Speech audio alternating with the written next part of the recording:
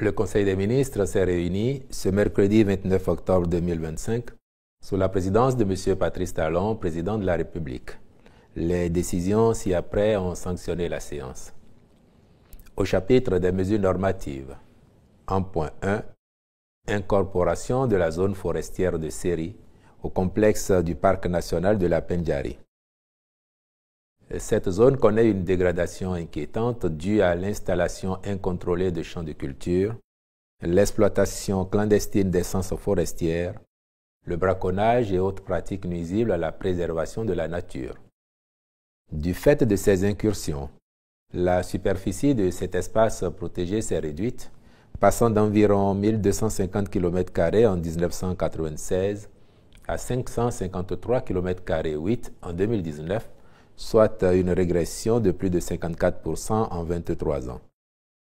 Or, l'état de destruction continue de la zone compromet l'intégrité écologique de l'ensemble du complexe Pendjari et menace son statut de réserve de biosphère inscrit sur la liste du patrimoine mondial.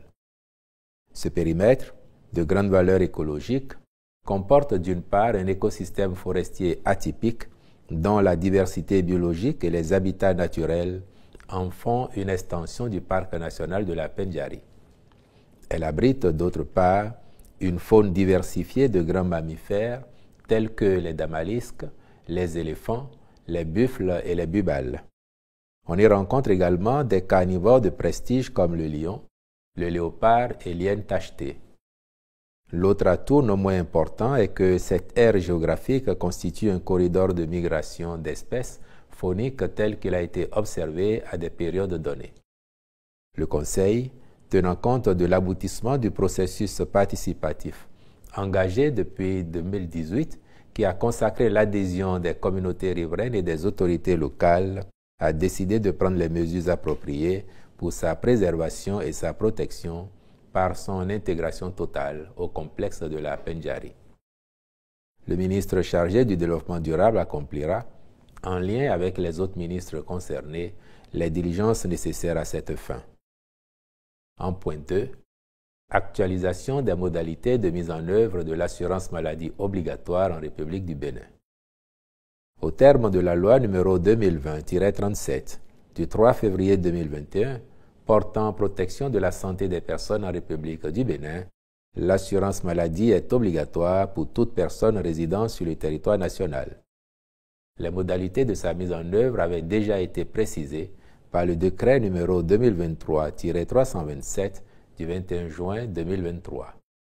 Cependant, l'imminence de la généralisation de l'assurance maladie a rendu nécessaire l'actualisation de ces tests réglementaires aux fins d'intégrer à la liste des bénéficiaires à la charge de l'État les enfants référés par les structures publiques dans les centres de protection de l'enfant, les personnes en situation de mendicité et les malades mentaux.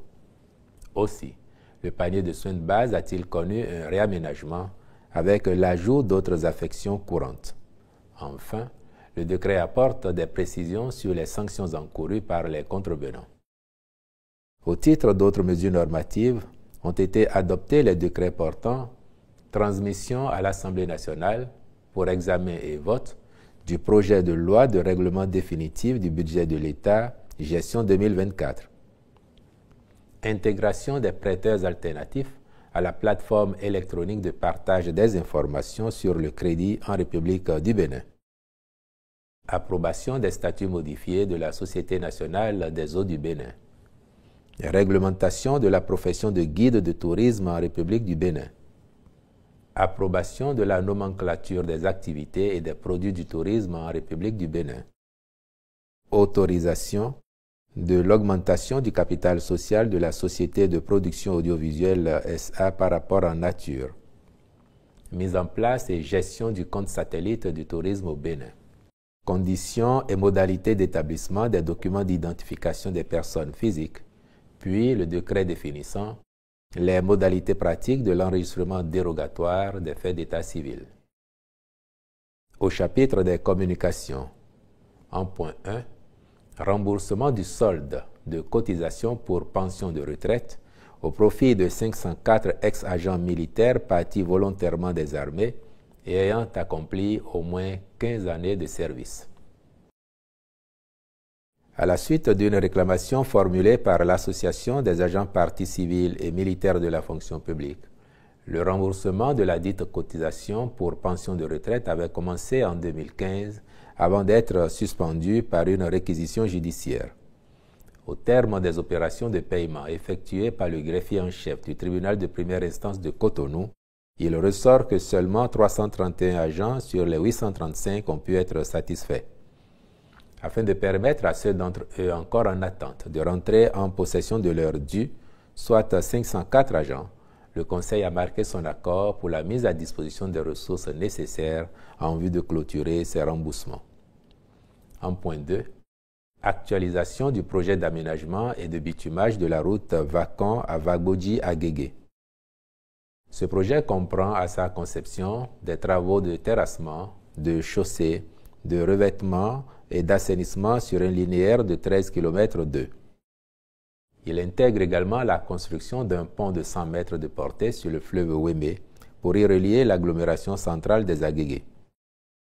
Le taux d'exécution physique est actuellement de 68% en raison de plusieurs difficultés d'ordre technique et opérationnel identifiées en cours de réalisation qui n'ont pas permis son achèvement dans le délai imparti. De ce fait, il devient évident de procéder à l'actualisation du cahier des charges avant la poursuite du chantier aux fins de garantir la qualité, la durabilité et la fonctionnalité de l'ouvrage. Celle-ci prendra en compte les modifications techniques au dossier de base dans les limites du contrat initial, de même que les travaux additionnels et confortatifs en dehors du périmètre d'exécution initial. Le Conseil a marqué son accord pour l'actualisation de la consistance du projet. En point 3, mise en œuvre des plans d'action de réinstallation et autres commodités dans le cadre de la construction des lycées techniques agricoles, des lycées techniques professionnels, des lycées scientifiques, du lycée de jeunes filles d'Abomey et des écoles normales supérieures scientifiques. La mise en œuvre de ces différents projets va nécessiter des acquisitions de terres, entraîner des déplacements de population, la délocalisation d'activités économiques, autant qu'elle pourrait réduire ou créer des restrictions d'accès aux ressources pour certains ménages, compte tenu des risques de conflits fonciers entre diverses communautés. C'est pourquoi la prise en compte des préoccupations concernant les personnes affectées par les projets, de même que les questions d'ordre environnemental, constitue un préalable important qu'il convient de résoudre en vue de faciliter la libération des emprises et l'exécution harmonieuse des infrastructures. Le Conseil s'est prononcé en faveur de la contractualisation avec divers cabinets chargés de réaliser ces plans d'action de réinstallation et autres commodités concourant à la bonne conduite des projets. En point 4, maîtrise d'œuvre complète du projet de rénovation du centre de formation au métier de percussion de Médédionou dans la commune d'Adjara.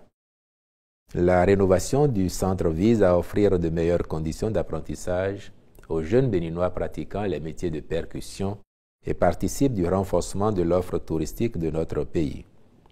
Les travaux à engager consistent en la rénovation complète de la salle d'exposition, l'augmentation de la capacité d'accueil de la terrasse de même que du podium. Sont également prises en compte la réfection du bâtiment principal et de la cantine, la réalisation des aménagements extérieurs et VRD, des rampes d'accès pour les personnes à mobilité réduite.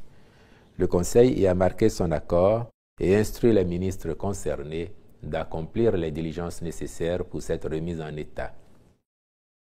Au chapitre des rencontres et manifestations internationales, il a été autorisé la participation du Bénin à la 30e conférence des parties COP30, à la Convention cadre des Nations Unies sur les changements climatiques du 10 au 21 novembre 2025 à Belém, au Brésil, puis à la 23e édition de la Conférence internationale sur le sida et les infections sexuellement transmissibles en Afrique du 3 au 8 décembre 2025 à Accra, au Ghana.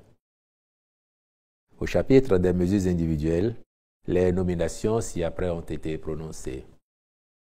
Au ministère de la Justice et de la Législation, collaborateur à la direction de la codification et de la législation, M. Justin Yadelin Seglé.